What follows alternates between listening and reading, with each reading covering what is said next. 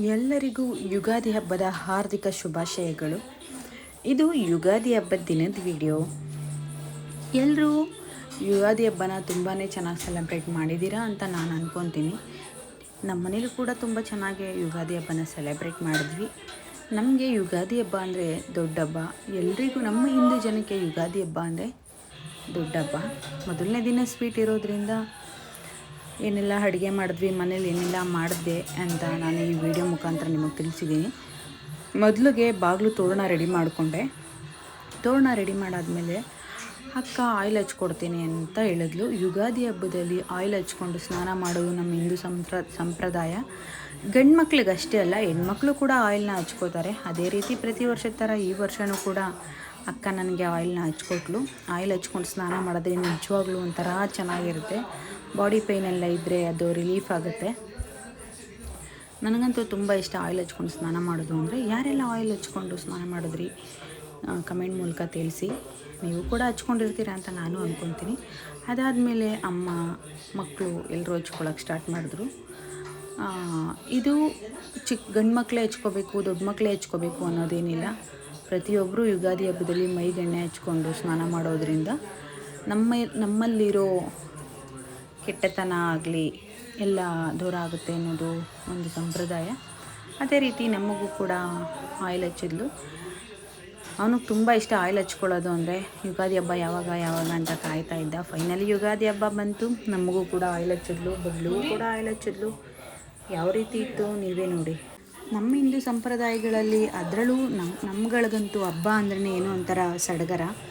ಹಬ್ಬ ಅಂದರೆ ಹೊಸ ಬಟ್ಟೆ, ದೇವ್ರ ಪೂಜೆ, ವೆರೈಟಿ ಊಟ ಮಾಡ್ಕೊಂಡು ತಿನ್ನೋದೇ ಒಂದು ಖುಷಿ. ಫೈನಲಾಗಿ ಅಕ್ಕ ಎಲ್ರಿಗೂ ಆಯಿಲ್ ಹಚ್ಚಿ ಅವಳು ಕೂಡ ಹಚ್ಕೊಂಡ್ಳು. ತುಂಬ ಚೆನ್ನಾಗಿತ್ತು. ಅಮ್ಮ ಸ್ವಲ್ಪ ಹೊತ್ತು ಬಿಸಿಲಿಗೆ ಕರ್ಕೊಂಡೋಗಿ ಟೆರೇಸ್ ಮೇಲೆ ಮಸಾಜ್ ಕೂಡ ಮಾಡ್ತು. ನೋಡಿ, ಇವರೇ ನಮ್ಮ ಮನೆ ಬಾಡಿ ಬಿಲ್ಡರು. ಏನು ತಿಂದರೂ ದಪ್ಪನೇ ಆಗಲ್ಲ, ಏನಂತ ಗೊತ್ತಿಲ್ಲ. ಇವ್ರು ತಿನ್ನೋ ತಿಂಡಿಗಳನ್ನ ಯಾರೂ ತಿನ್ನಲ್ಲ, ಅಷ್ಟು ತಿಂಡಿ ತಿಂತಾರೆ. ಅದು ಎಷ್ಟು ತಿಂದರೂ ದಪ್ಪನೇ ಆಗಲ್ಲ. ದೇವರೇ ಬಲ್ಲ ಇವರು ಯಾವ ಕಾಲಕ್ಕೆ ದಪ್ಪ ಆಗ್ತಾರೆ ಅಂತ. ಅಷ್ಟರಲ್ಲಿ ನಾನು ಸ್ನಾನ ಮಾಡಿ ದೇವ್ರ ಸಾಮಾನು ರೆಡಿ ಮಾಡಿಕೊಂಡು ದೇವ್ರ ಮನೆಗೆ ಅಲಂಕಾರ ಮಾಡೋಣ ಅಂತ ಹೋದೆ. ದೇವ್ರ ಮನೆ ಅಲಂಕಾರ ಕೂಡ ಸ್ಟಾರ್ಟ್ ಮಾಡಿದೆ. ನನಗೆ ದೇವ್ರ ಮನೆ ಅಲಂಕಾರ ಮಾಡೋದು ಅಂದರೆ ತುಂಬ ಇಷ್ಟ. ಫೈನಲಿ ದೇವ್ರ ಮನೆ ಅಲಂಕಾರ ಕೂಡ ಆಯಿತು. ಹೂವು ತುಂಬ ತಂದಿರಲಿಲ್ಲ, ಸ್ವಲ್ಪನೇ ತಂದಿದ್ದೆ. ಅಲಂಕಾರ ಮಾಡಿ ಮುಗಿತಿದ್ದಂಗೆ ಟಿಫನ್ಗೆ ಏನಾದರೂ ಮಾಡೋಣ. ಆಲ್ರೆಡಿ 10 ಗಂಟೆ ಆಗಿಬಿಟ್ಟಿತ್ತು. ಟಿಫನ್ಗೆ ಏನಾದರೂ ಮಾಡೋಣ ಅಂತ ಪ್ಲ್ಯಾನ್ ಮಾಡ್ತಾಯಿದ್ದೆ. ಸರಿ ಪಲಾವ್ ಮಾಡು ಅಂದರು ಅಮ್ಮ. ಪಲಾವ್ ಮಾಡೋಣ ಅಂತ ಪಲಾವು ಮಾಡಿದೆ. ಅದಾದಮೇಲೆ ಪೂಜೆ ಮಾಡಿಬಿಡೋಣ ಅಂತ ಪೂಜೆ ಕೂಡ ರೆಡಿ ಮಾಡಿಕೊಂಡೆ. ನಾನು ಬೇವು ಬೆಲ್ಲ ಹೆಂಗೆ ಮಾಡ್ಕೊಂಡಿದ್ದೆ ಅಂದರೆ ವಿಡಿಯೋ ಮಾಡೋಕ್ಕಾಗಿಲ್ಲ, ಸಾರಿ. ದ್ರಾಕ್ಷಿ, ಗೋಡಂಬಿ, ಬಾದಾಮಿ, ಡ್ರೈ ಫ್ರೂಟ್ಸ್ ಎಲ್ಲ ಥರ ಡ್ರೈ ಫ್ರೂಟ್ಸ್ ಹಾಕಿ ಪುಡಿ ಮಾಡಿಕೊಂಡು ಅದಕ್ಕೆ ಬೆಲ್ಲನೂ ಪುಡಿಯನ್ನು ಹಾಕ್ಕೊಂಡು ಅದ್ರ ಜೊತೆಗೆ ಬೇವು ತಂದು ಹಾಕ್ಕೊಂಡೆ. ಇದೇ ಫಸ್ಟ್ ಟೈಮ್ ಈ ಥರ ಮಾಡಿದ್ದು. ನಾನು ಯೂಟ್ಯೂಬಲ್ಲಿ ಯಾರೋ ಒಬ್ಬರು ಮಾಡಿದರು, ಅದನ್ನ ನೋಡ್ಕೊಂಡು ಮಾಡಿದ್ದು. ನನಗೂ ಗೊತ್ತಿರಲಿಲ್ಲ ಈ ಥರ ಮಾಡ್ಬೋದು ಅಂತ. ಅದಾದಮೇಲೆ ಪೂಜೆ ಮಾಡೋಣ ಅಂತ ಸ್ಟಾರ್ಟ್ ಮಾಡಿದೆ. ಪೂಜೆ ಕೂಡ ತುಂಬ ಚೆನ್ನಾಗಾಯಿತು. ನಿಜವಾಗ್ಲೂ ಮನಸ್ಸಿಗೆ ಒಂಥರ ನೆಮ್ಮದಿ, ಸಮಾಧಾನ. ಹಬ್ಬಗಳಲ್ಲಿ ಪೂಜೆ ಮಾಡ್ತಿದ್ದಂಗೆ ಏನೋ ಒಂಥರ ಒಂದು ಒಳ್ಳೆ ಶಕ್ತಿ ನಮ್ಮ ಬಾಡಿಲಿದೆ ಅನ್ನೋಕ್ಕೆ ಸ್ಟಾರ್ಟ್ ಆಗುತ್ತೆ. ನಿಜವಾಗ್ಲೂ ಜನಗಳನ್ನ ನಂಬೋ ಬದಲು ದೇವ್ರನ್ನ ನಂಬಿ. ನಾನು ಪದೇ ಹೇಳ್ತಿರ್ತೀನಿ, ಏನಪ್ಪ ಯಾವಾಗಲೂ ಹೇಳ್ತಾಳೆ ಹೇಳು ಅಂತ. ನನಗೆ ಅನುಭವದ ಮಾತು. ಯಾರನ್ನೋ ನಂಬಿ ಲೈಫ್ನ ಹಾಳು ಮಾಡ್ಕೊಳ್ಳೋ ಬದಲು ದೇವ್ರನ್ನ ನಂಬಿ ದೇವ್ರ ಮೊರೆ ಹೋಗಿ ಆದಷ್ಟು ದೇವ್ರ ಜಪ ಮಾಡಿ. ಭಗವದ್ಗೀತೆ ಬುಕ್ ಯಾರೆಲ್ಲ ಓದಿಲ್ಲ ದಯವಿಟ್ಟು ಭಗವದ್ಗೀತೆ ಬುಕ್ನ ಓದಿ. ನಿಜವಾಗ್ಲೂ ಭಗವದ್ಗೀತೆ ಬುಕ್ ಓದ್ತಾ ಇದ್ದರೆ ನಮ್ಮಲ್ಲಿರೋ ಆಸೆಗಳು, ಆಕಾಂಕ್ಷೆಗಳೆಲ್ಲ ದೂರ ಆಗಿ ಇರೋದ್ರಲ್ಲಿ ಜೀವನ ಮಾಡ್ಬೋದು ಅನ್ನೋದು ನಮ್ಮ ಮೈಂಡಿಗೆ ಬರುತ್ತೆ. ಹಂಗಾಗಿ ನಾನು ಹೇಳ್ತಾ ಇದ್ದೀನಿ. ಫೈನಲಿ ಪೂಜೆ ಗೀಜೆ ಎಲ್ಲ ತುಂಬ ಚೆನ್ನಾಗಾಯಿತು. ಮನೇಲೂ ಎಲ್ಲರೂ ಪೂಜೆಗೆ ಬಂದರು. ಎಲ್ಲರೂ ಪೂಜೆನ ಚೆನ್ನಾಗಿ ನಡೆಸ್ಕೊಟ್ರು. ನನಗೆ ನಿಜವಾಗ್ಲೂ ನಮ್ಮ ದೇವ್ರ ಮನೆ ನೋಡೋಕ್ಕೆ ಒಂದು ಖುಷಿ ಆಗ್ತಾಯಿತ್ತು. ಮಾವಿನ ಸೊಪ್ಪು, ಬೇವಿನ ಸೊಪ್ಪು ಎಲ್ಲ ಇಟ್ಟಿರೋದ್ರಿಂದ ಮನೆ ಕಳೆಕಳೆಯಾಗಿ ಕಾಣಿಸ್ತಾ ಇತ್ತು. ಬಾಗಿಲಿಗೆ ತೋರಣ ಕಟ್ಟೋದು ಅಂದರೆ ತುಂಬ ಇಷ್ಟ ನನಗೆ. ಅದರಲ್ಲೂ ಯುಗಾದಿ ಹಬ್ಬದಲ್ಲಂತೂ ಮಿಸ್ ಮಾಡದೆ ಬಾಗಿಲಿಗೆ ತೋರಣ ಕಟ್ಟಲೇಬೇಕು.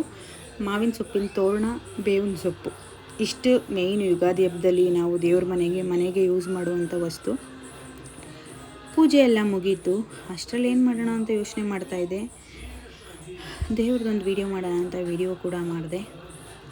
ಯುಗಾದಿ ಹಬ್ಬ ಅಂದರೆ ನಮಗೆಲ್ಲ ಒಂಥರ ಸಡಗರ. ಬೇವು ಬೆಲ್ಲ ತಿನ್ನಲೇಬೇಕು. ಪ್ರತಿ ವರ್ಷ ನಮ್ಮ ಮನೇಲಿ ಬೇವು ಬೆಲ್ಲ ಮಾಡೇ ಮಾಡ್ತೀವಿ. ಪ್ರತಿ ಮನೇಲೂ ಮಾಡ್ತಾರೆ ಅನ್ನೋದು ನಂಗೆ ಗೊತ್ತು. ಆದರೆ ಹಾಲು ತಿಂಡಿ ತಿನ್ನೋಕ್ಕೂ ಮುಂಚೆನೇ ಬೇವು ಬೆಲ್ಲ ತಿನ್ನಬೇಕು. ಯಾಕೆ ಬೇವು ಬೆಲ್ಲ ತಿನ್ನೋದು ಅಂದರೆ ನಮ್ಮ ಜೀವನ ಕೂಡ ಕಷ್ಟ ಸುಖ ಸಿಹಿ ಕಹಿ ಏನೇ ಬಂದರೂ ನೀಗಿಸ್ತೀವಿ ಅನ್ನೋ ಒಂದು ಧೈರ್ಯ ನಮಗಿರಬೇಕು. ಪೂಜೆ ಎಲ್ಲ ಮುಗೀತು, ಬೇವು ಬೆಲ್ಲ ತಿನ್ಸೋಣ ಅಂದ್ಬಿಟ್ಟು ಬೇವು ಬೆಲ್ಲ ಕೊಟ್ಟೆ. ಅವರೆಲ್ಲರೂ ಪ್ರತಿ ವರ್ಷ ಬಾಯಲ್ಲಿ ಇಟ್ಕೊಂಡೋಗಿ ಆಚೆ ಒಗಿತಾಯಿದ್ರು, ಆದರೆ ಈ ವರ್ಷ ಹಂಗೆ ಮಾಡಿಲ್ಲ. ತುಂಬ ಖುಷಿ ಪಟ್ಟು ತಿಂದರು, ಟೇಸ್ಟಿಯಾಗಿತ್ತು. ಹೇಳಿದ್ರು ತುಂಬ ಚೆನ್ನಾಗಿ ಮಾಡಿದ್ದೀರಾ ಅಂತ. ನಮ್ಮ ಚಂದು ಕೂಡ ತುಂಬ ಖುಷಿಯಿಂದ ತಿಂದಳು. ಎಲ್ಲರೂ ಕೇಳಿದೆ ಚೆನ್ನಾಗಿದೆಯಾ, ಡಿಫ್ರೆಂಟ್ ಆಗಿದೆ ಅಂತ. ಹ್ಞೂ ಅಂದರು. ಅದೆಲ್ಲ ಆದಮೇಲೆ ರಾಯರ ಮಠಕ್ಕೆ ಹೋಗೋಣ ಅಂತ ರಾಯರ ಮಠಕ್ಕೆ ಹೋದೆ. ನಾನು ಪ್ರತಿ ಹಬ್ಬಗಳನ್ನೂ ರಾಯರ ಮಠಕ್ಕೆ ಹೋಗಿಯೇ ಕಂಪ್ಲೀಟ್ ಮಾಡೋದು. ರಾಯರನ್ನ ನೋಡಿಲ್ಲ ಅಂದರೆ ಆ ಹಬ್ಬ ನನಗೆ ಕಂಪ್ಲೀಟೇ ಆಗೋಲ್ಲ. ಅಲ್ಲಿ ಹೋಗಿದ ತಕ್ಷಣ ತುಂಬ ಜನ ಮಾತಾಡ್ಸಿದ್ರು. ತುಂಬ ಖುಷಿ ಆಯಿತು ಮೇಡಮ್ ನಿಮ್ಮನ್ನು ನೋಡಿ, ನಿಜವಾಗ್ಲೂ ಅಂದ್ಕೊಂಡಿರಲಿಲ್ಲ ಇವತ್ತು ನಾನು ನಿಮ್ಮನ್ನು ಮೀಟ್ ಮಾಡ್ತೀನಿ ಅಂತ. ಇದಕ್ಕೆಲ್ಲ ನಾನು ಸೌಮ್ಯಕ್ಕಾಗೆ ಥ್ಯಾಂಕ್ಸ್ ಹೇಳೋಕ್ಕೆ ಇಷ್ಟಪಡ್ತೀನಿ. ಅರ್ಧ ಜನ ನನ್ನ ಗುರುತಿಸ್ತಾ ಇದ್ದಾರೆ ಅಂದರೆ ಅದು ಸೌಮ್ಯಕ್ಕನಿಂದನೇ. ತುಂಬ ಜನ ಸೌಮ್ಯಕ್ಕೂ ಕೂಡ ಕೇಳಿದ್ರು, ನನಗೂ ತುಂಬ ಖುಷಿ ಆಯಿತು. ಅದಾದಮೇಲೆ ಒಂದಷ್ಟು ಜನ ಸೀರಿಯಲಲ್ಲಿ ನೋಡಿರೋರು, ಶಾಂತಂ ಪಾಪಮ್ಮಲ್ಲಿ ನೋಡಿರೋರು ಕೂಡ ನನ್ನನ್ನು ಮಾತಾಡಿಸಿದ್ರು. ಖುಷಿ ಆಯಿತು. ಮಾತಾಡಿಸ್ಕೊಂಡು ಸರಿ ಹೋಗೋಣ, ಅಡುಗೆಗೆ ರೆಡಿ ಮಾಡೋಣ ಅಂತ ಮನೆಗೆ ಬಂದೆ. ಏನು ಅಡುಗೆ ಮಾಡೋದು ಅಂತ ಯೋಚನೆ ಮಾಡ್ತಾಯಿದ್ದೆ. ಅಮ್ಮ ನುಗ್ಗೆಕಾಯಿ ಸಾಂಬಾರು ಮಾಡು ಅಂತು. ನುಗ್ಗೆಕಾಯಿ ಸಾಂಬಾರು ಅಂದರೆ ಕಾಯಿ ಟೊಮಟೊ ಎಲ್ಲ ರುಬ್ಬಾಕಿ ನುಗ್ಗೆಕಾಯಿ ಸಾಂಬಾರು ಮಾಡಿದೆ. ಒಂದು ಕಡೆ ಕಡಲೆಬೇಳೆ ಒಡೆಗೆ ಮಾಡಿದೆ. ನೋಡಿ ಅಮ್ಮ ಏನು ಹೇಳ್ತಿದ್ದಾರೆ. ಬೆಲ್ಲ ಎಲ್ಲ ಹುರ್ಕೊಂಡೆ, ಮಿಕ್ಸ್ ಮಾಡಿಬಿಟ್ಟು ರುಬ್ಬಿ ಏನಕ್ಕದು ಒಬ್ಬಿಟ್ಟಿಗೆ ಇದನ್ನ ಇವಾಗ ರುಬ್ಬಿಟ್ಟು ತಟ್ಟಿ ಬೇಯಿಸೋದು.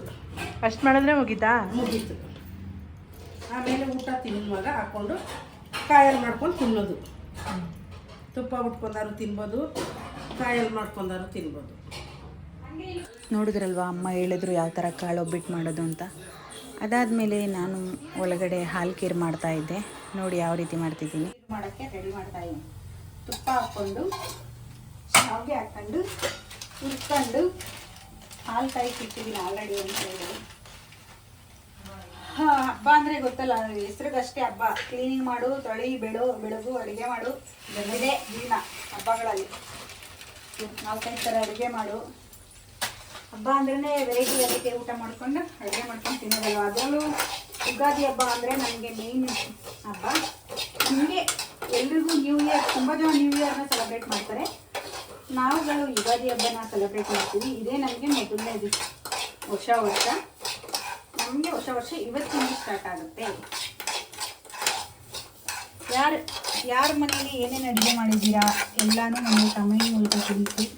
ನಮ್ಮದು ಕಿಚನ್ ಸ್ವಲ್ಪ ಚಿಕ್ಕದು, ಏನು ಮಾಡೋದು, ಬಡವ್ರ ಮನೆ ರೀ, ಹಿಂಗೆ ಅಡ್ಜಸ್ಟ್ ಮಾಡಿಕೊಂಡು ಮಾಡ್ತಾಯಿದ್ದೀವಿ. ವೆಯ್ಟ್ ಮಾಡಿ, ಹಂಗೆ ಏನೆಲ್ಲ ಮಾಡ್ತೀನಿ ಅಂತ ನೋಡೋರಂತೆ.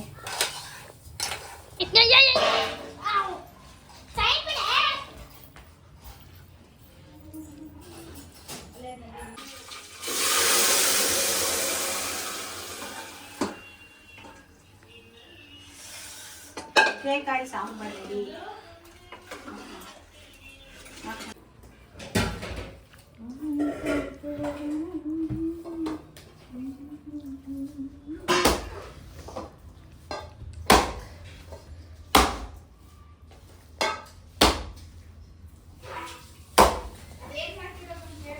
ಏನ್ ಮಾಡ್ತಿರೋದು?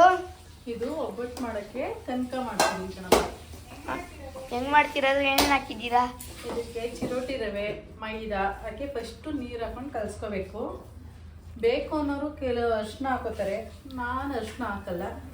ಚೆನ್ನಾಗಿ ಕಲಸಿ ಮಿದ್ದಿಸ್ಬೇಕು. ಆಮೇಲೆ ಎಣ್ಣೆ ಹಾಕ್ಕೋಬೇಕು. ಎಣ್ಣೆ ಹಾಕಿ ಚೆನ್ನಾಗಿ ನಾದಬೇಕು. ಚೆನ್ನಾಗಿ ನಾದಿದ್ರೆ ಒಬ್ಬಟ್ಟು ಚೆನ್ನಾಗಿ ಬರುತ್ತೆ.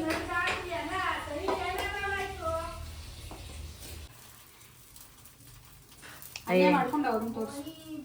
ಒಬ್ಬಟ್ಟು 10 ರೂಪಾಯಿಗೆ ಒಂದು ಒಬ್ಬಟ್ಟು, 20 ರೂಪಾಯಿಗೆ ಇನ್ನೊಂದು ಒಬ್ಬಟ್ಟು ಆಯ್ತಾ? ಸ್ಟಾಪ್ ಮಾಡ್ಲಮ್ಮ. ಒಬ್ಬಟ್ಟು ತಿಂದು ಒಳ್ಳೆ ಮಾತಾಡಿ. ಚಾರ್ಜ್ ಹಾಕ್ಬಿಡು. ಇದು ಚಿನಿ ಲಾಸ್ಟ್ ಓಪನ್ ಮಾಡಿ ಬ್ಯಾಕ್ ಹೋಗ್ತೀವಿ. ಇಲ್ಲ ಪಕೋಡ 1 ರೂಪಾಯಿ 2 ರೂಪಾಯಿ ಪಕೋಡ. ಅಡುಗೆ ಎಲ್ಲ ರೆಡಿ ಆಯಿತು. ಸರಿ ಎಲ್ರಿಗೂ ಊಟ ಕೂಡಿಸಿ ಊಟ ಕೊಡೋಣ ಅಂತ ಬಾಳೆ ಎಲೆಯಲ್ಲೇ ಊಟ ಬಡಿಸ್ತಾ ಇದ್ದೆ. ಅಣ್ಣ ಮತ್ತು ಬಬ್ಲು ಆಮೇಲೆ ತಿಂತೀವಿ ಅಂತ ಊಟ ಕೊಟ್ಟಿಲ್ಲ, ಅದಕ್ಕೆ 2 ಎಲೆ ಎಕ್ಸ್ಟ್ರಾ ಇಟ್ಟು ಊಟ ಹಾಕ್ತಾಯಿದ್ದೀನಿ. ಫೈನಲಿ ಎಲ್ರಿಗೂ ಊಟ ಬಡಿಸ್ತಾ ತುಂಬ ಎಂಜಾಯ್ ಮಾಡಿದ್ರು. ನಿಜವಾಗ್ಲೂ ಹಬ್ಬಗಳಲ್ಲಿ ಹಿಂಗೆ ಎಲ್ಲರೂ ಜೊತೆ ಕೂತ್ಕೊಂಡು ಊಟ ಮಾಡೋದ್ರಲ್ಲಿ ಇರೋ ಖುಷಿ ಯಾವುದರಲ್ಲೂ ಇರೋಲ್ಲ. ಎಷ್ಟು ಕೋಟಿ ಇದ್ರೂ ಸಾಕಾಗಲ್ಲ ಹಿಂಗೆ ಜೊತೆಲಿ ಕೂತ್ಕೊಂಡು ಊಟ ಮಾಡೋದು. ನಾನೇನೆಲ್ಲ ಮಾಡಿದ್ದೆ ಅಂದರೆ ಪಾಯಸ, ಬೋಂಡ, ಕೋಸಂಬರಿ, ಪಲಾವು, ಅನ್ನ ಸಾಂಬಾರು, ಒಬ್ಬಟ್ಟು, ಪಕೋಡ, ತುಪ್ಪ, ಉಪ್ಪಿನಕಾಯಿ ಇಷ್ಟೆಲ್ಲ ಅಡುಗೆ ಮಾಡಿದೆ. ನೀವೆಲ್ಲ ಏನೆಲ್ಲ ಅಡುಗೆ ಮಾಡಿದ್ರಿ ಅಂತ ಕಮೆಂಟ್ ಮೂಲಕ ತಿಳಿಸಿ. ಹಪ್ಳ ಹಾಕಬೇಕಿತ್ತು, ಹಪ್ಳ ಹಾಕೋದು ಮರ್ತೋಯ್ತು. ನೋಡಿ ಅಮ್ಮ ಯಾವ ಥರ ರಿವ್ಯೂ ಕೊಟ್ಟಿದ್ದಾರೆ. ಮೇಡಮ್ ಊಟ ಹೆಂಗೈತೆ? ಸೂಪರ್ ಆಗದೆ, ಚೆನ್ನಾಗಿದೆ ಹಬ್ಬದ ಊಟ. ನಮ್ಮ ದೊಡ್ಡ ಮೇಡಮ್ ಇವರು, ನಮ್ಮ ಚಿಕ್ಕ ಮೇಡಮ್ ಇವರು. ಊಟ ಸೂಪರ್ ಆಗೈತಿ. ನೀವೇ ನೋಡಿದ್ರಿ ಅಲ್ವಾ ನಮ್ಮನೇಲಿ ಯುಗಾದಿ ಹಬ್ಬ ಹೇಗಿತ್ತು ಅಂತ. ನಿಜವಾಗ್ಲೂ ತುಂಬ ಖುಷಿ ಆಯಿತು. ನೀವೆಲ್ಲ ಯಾವ ರೀತಿ ಹಬ್ಬನ ಸೆಲೆಬ್ರೇಟ್ ಮಾಡಿದ್ರಿ ಅಂತ ಕಮೆಂಟ್ ಮೂಲಕ ತಿಳಿಸ್ಕೊಡಿ. Thank you.